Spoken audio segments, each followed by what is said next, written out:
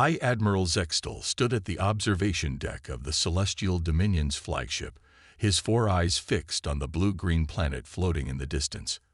Earth, another primitive world to add to their ever-expanding empire. The preliminary scans had been disappointing, showing a civilization that had barely reached its own moon, still reliant on chemical rockets and fossil fuels. "High Admiral, the reconnaissance report is ready," announced Sub-Commander Vix, her translucent scales shifting in the artificial light. Zextal waved a tendril dismissively. "Let me guess. No quantum drives, no antimatter weapons, no planetary shields." He already knew the answer. The Celestial Dominion had conquered 1,000 worlds, and they all followed the same pattern. "Correct, sir. But there's something unusual about their military installations." "Unusual?" Zextal turned all four eyes toward his subordinate. "They're scattered, decentralized. And their weapons, they're remarkably diverse. We've detected everything from primitive projectile weapons to surprisingly sophisticated missile systems. It's as if they've deliberately maintained multiple technological levels simultaneously." Zextal chittered in amusement, typical of an unguided evolution. They never learned to standardize. "Prepare the first wave, standard subjugation protocol." The Dominion's first wave descended through Earth's atmosphere 12 hours later, a show of force designed to demonstrate the futility of resistance. 100 ships, each carrying enough firepower to level a small city. They never reached their targets. The first sign that something was wrong came when the formation's communication grid went dark. Not jammed, dark. As if the quantum-entangled communicators had simply ceased to exist. Then the ships started dropping out of formation, their gravitic drives failing in patterns that defied physics. Zextal watched in mounting horror as his first wave disintegrated without a single shot fired. Earth's primitive radar systems hadn't even activated. Their missile silos remained closed. Their fighters stayed grounded. "Impossible," he whispered, all four eyes wide. "Run a full spectrum analysis. Where are the weapons? Where is the technology capable of this?" "Sir," Vix's voice trembled, "we're detecting nothing. No energy signatures, no technological emissions beyond their usual levels. It's as if the planet itself rejected our ships." The truth, when it finally emerged, was far worse. Humanity hadn't developed advanced technology. They'd developed something far more dangerous. They'd learned to manipulate the fundamental forces of their environment in ways the Dominion's sensors couldn't detect. Every bird in Earth's skies could be a surveillance drone. Every cloud could hide a weapon platform. Every radio signal could carry coded commands that turned the Dominion's own technology against itself. As Zextal watched the last of his first wave dissolve into atmospheric chaos, a transmission cut through their quantum channels. Primitive radio waves, carrying a message in perfectly translated Dominion standard. "The Celestial Dominion is hereby advised. Earth is not undefended. Earth has never been undefended. We simply choose not to show our defenses until they're needed. You have one planetary rotation to withdraw your forces. There will not be a second warning." Zextal stared at the seemingly peaceful planet below, finally understanding why no empire in recorded history had successfully invaded Earth. It wasn't that they couldn't penetrate its defenses. It was that they couldn't find them to even begin the attack.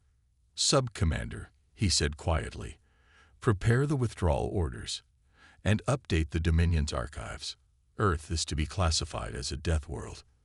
Not because of its natural hazards, but because its inhabitants have turned their entire planet into a weapon we cannot even see, let alone fight."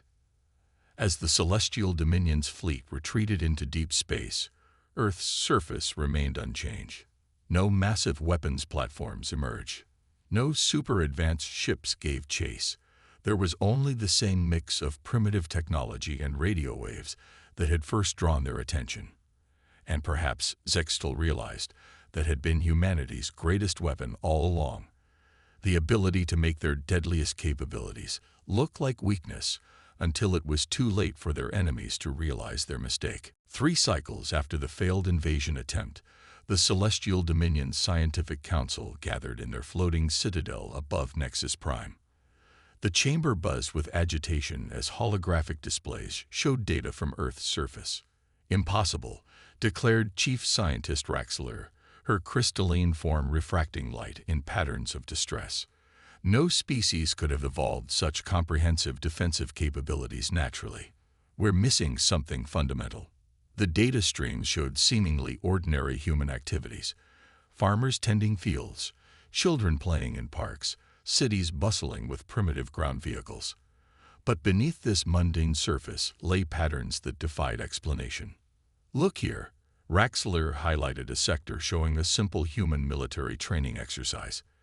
"These humans are deliberately training with obsolete weapons alongside their more advanced systems. At first, we assumed this was resource scarcity, but it's intentional. They're maintaining proficiency across their entire technological spectrum." The Council's attention shifted to a new dataset: environmental readings from Earth's various biomes, desert warfare units practicing in the Arctic, mountain troops training underwater. What seemed like inefficient cross-training revealed itself as something far more sinister. "They're not just adapting to their environment," whispered sub-researcher Vexna. "They're adapting to every environment simultaneously. Each human is capable of surviving in conditions that would require specialized evolutionary traits in any other species." The implications were staggering. While other civilizations evolved to dominate specific environmental niches, humans had developed the ability to thrive anywhere. They hadn't specialized. They'd generalized to an extreme degree. A junior researcher activated a new hologram, showing historical data. "It gets worse. Look at their conflict patterns. Every time humanity faces an existential threat, they don't just survive. They incorporate the threat into their defense strategies. Their entire history is an exercise in turning weaknesses into strengths." Raxler's crystalline form dimmed as she processed this information. "Their planet itself is a death trap.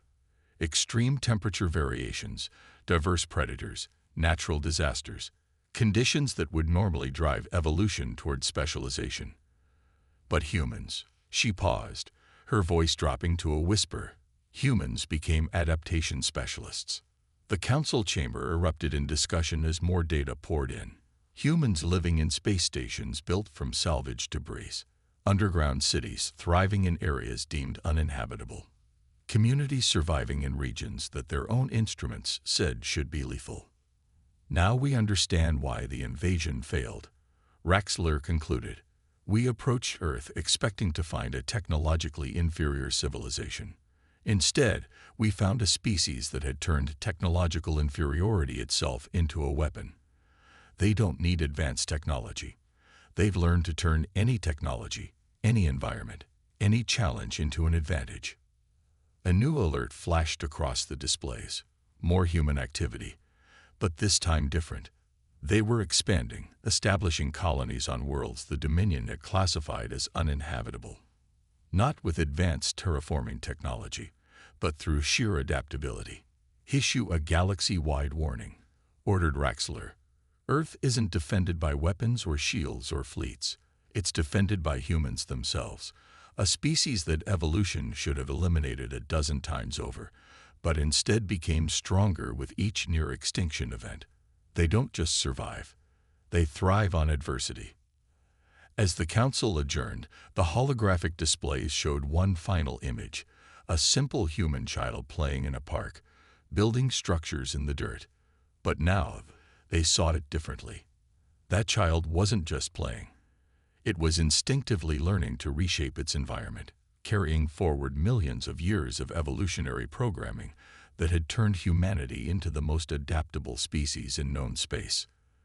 The Dominion had come looking for weakness and found something far more dangerous: a species that had turned adaptation itself into both a weapon and a shield. Deep within the Dominion's intelligence archives, analyst Kilvin reviewed footage from Earth with growing unease. What had started as a routine threat assessment had revealed something unprecedented in galactic history. "Play it again," he commanded. The holographic display flickered, showing Earth's response to a natural disaster. A massive earthquake that had devastated one of their coastal cities.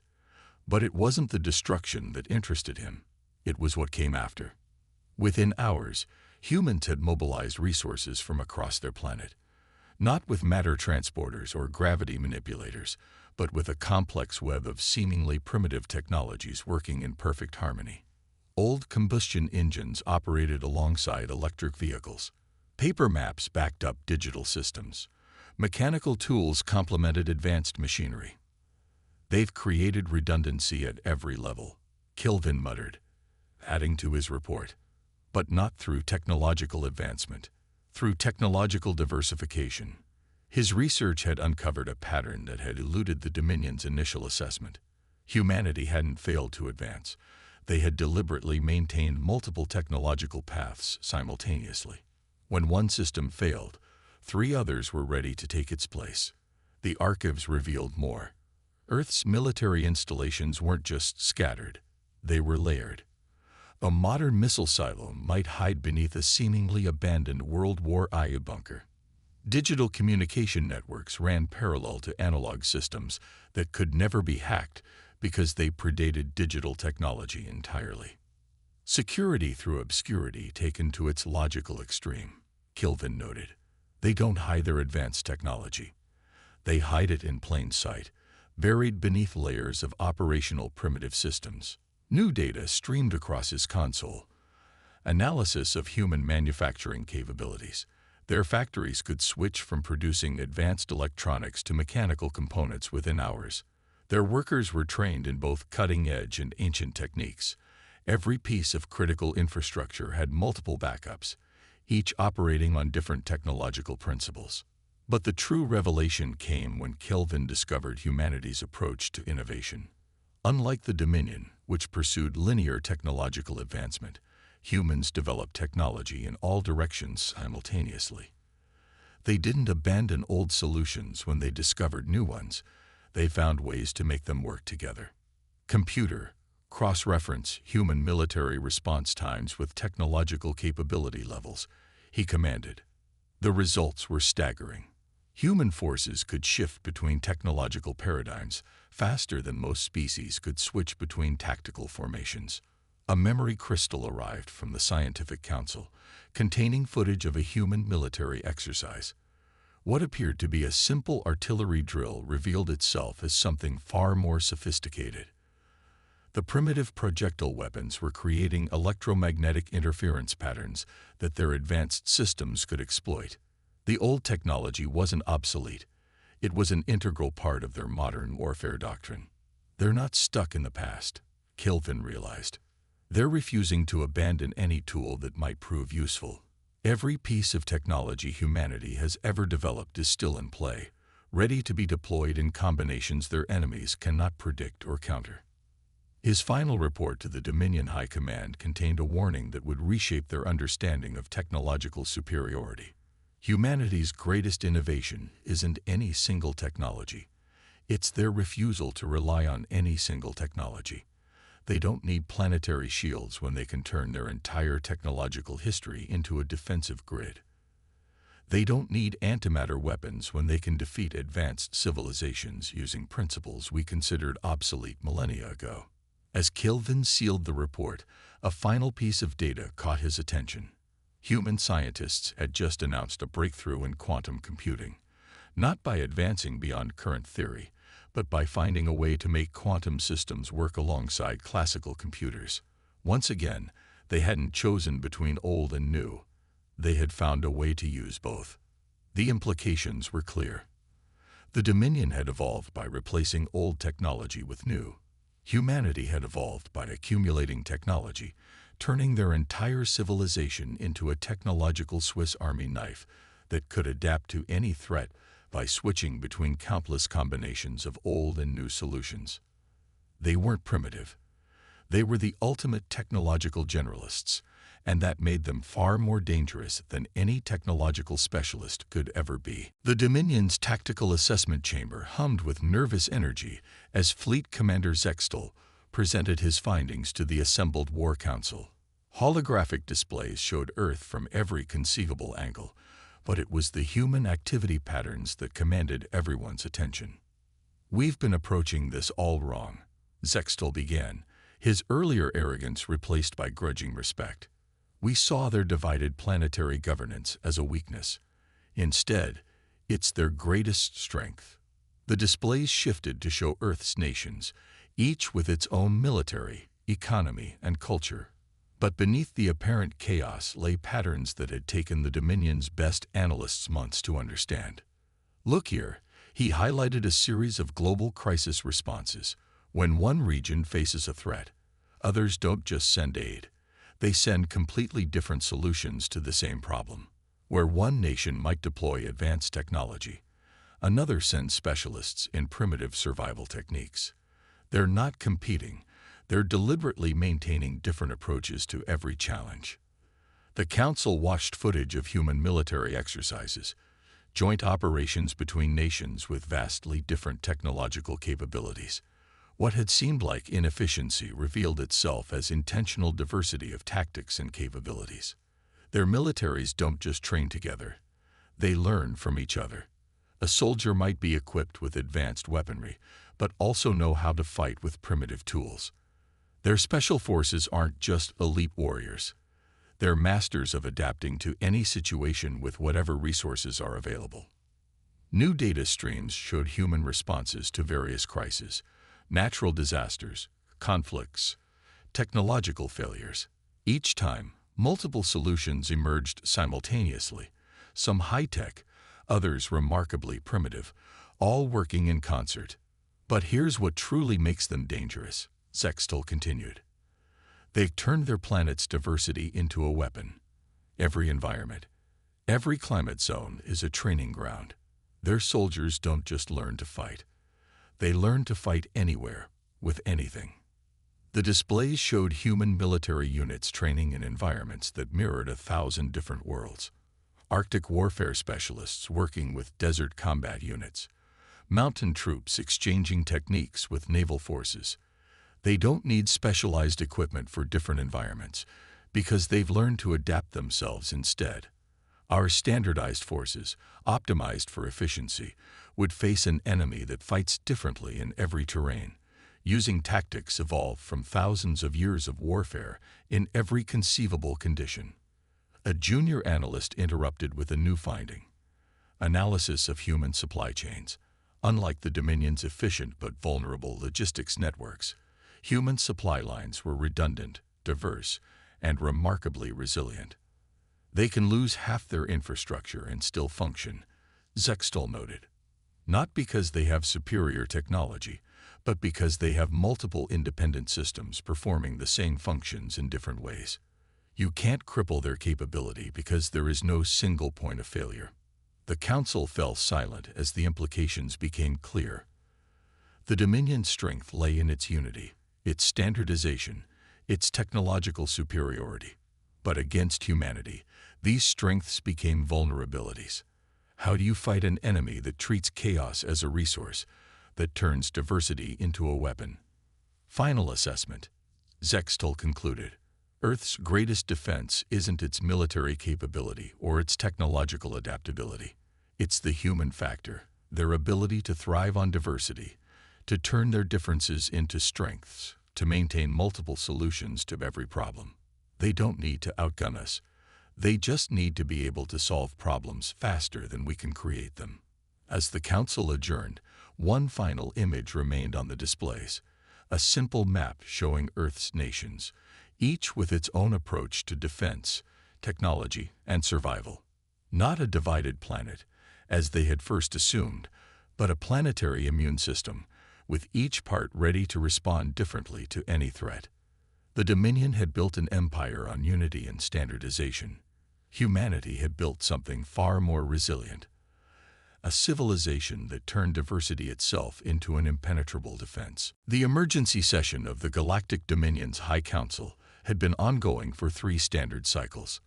The massive chamber, usually a model of order and hierarchy, now buzzed with agitation as the final analysis of Earth's defensive capabilities was presented. Supreme Commander Zextal stood before the assembled leaders of 1,000 worlds, his earlier confidence replaced by a deep understanding of what made Earth unique in the galaxy. The holographic displays showed not Earth's weapons or technology, but its people, humans going about their daily lives, each one an unconscious participant in the most effective planetary defense system ever encountered. What we discovered on Earth isn't just a defensive strategy, Zextal began. It's an entirely different approach to survival. While we built our civilization on consistency and standardization, they built theirs on controlled chaos and endless adaptation. The displays shifted to show the aftermath of their failed invasion attempt. Not the immediate defeat of their first wave, but what came after. Humans had already begun adapting their defenses based on what they'd learned from the Dominion's technology. They hadn't just repelled the invasion. They treated it as a learning experience. Within days of our withdrawal, they had reverse-engineered aspects of our quantum communication systems, but they didn't replace their existing networks. They simply added another layer to their already complex communication infrastructure. Every time we reveal a new technology, they don't just copy it. They find ways to combine it with everything they already have. New data streamed across the displays. Analysis of human military responses to the invasion threat. They hadn't mobilized a unified defense force. Instead, each nation, each military unit, each community had prepared in its own way. Some developed countermeasures against advanced technology. Others refined ancient combat techniques that required no technology at all. What makes Earth unconquerable isn't their ability to defeat an invasion, Zextal continued. It's their ability to keep defeating it in new ways. Every failed attack becomes part of their defense. Every tactic we reveal is absorbed and repurposed. They don't just learn from their enemies. They teach their enemies why attacking them was a mistake. The Council watched in stunned silence as simulations showed potential invasion scenarios. Each simulation ended the same way, not with a decisive human victory, but with the attacking force finding itself entangled in an ever-evolving web of countermeasures, facing an enemy that became stronger with each engagement. But here's the true reason Earth will be the last place anyone invades. Zextal's voice carried a note of finality. They've turned their entire civilization into a living defense system. Every human is simultaneously a potential warrior, scientist, and innovator. They don't need a unified defense strategy because their disunity is their strategy.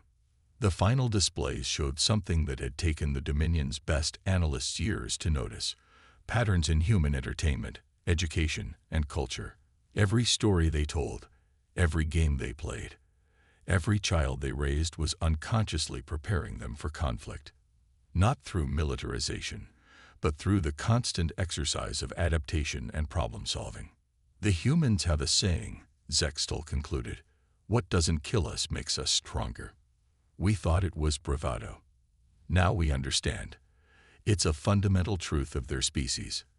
Every failed invasion doesn't just leave Earth intact. It leaves it better prepared for the next one.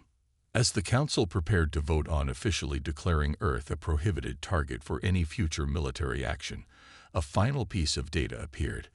A simple transmission intercepted from Earth's communication networks. It was a children's game, simulating alien invasion scenarios. The children weren't just playing. They were unknowingly practicing the same adaptive strategies that had defeated the Dominion's real invasion. Let the record show. The High Council's declaration began that Earth is hereby classified as the galaxy's first and only self-evolving defense system. It is not merely protected by weapons or technology or tactics, but by the fundamental nature of its inhabitants. Any attempt to conquer Earth will only result in making it more unconquerable. The Dominion fleet withdrew from Earth's space entirely, leaving behind observation posts with a single standing order: learn, but never engage. Earth had taught them a lesson that would reshape galactic military doctrine forever. True invincibility doesn't come from being the strongest, but from turning every defeat into a source of greater strength. The human race never knew how close they'd come to invasion, or why they were suddenly left alone among the stars. They simply continued doing what they'd always done, adapting, innovating, and preparing for threats they didn't know existed, turning their greatest weakness, their chaos, into their ultimate defense.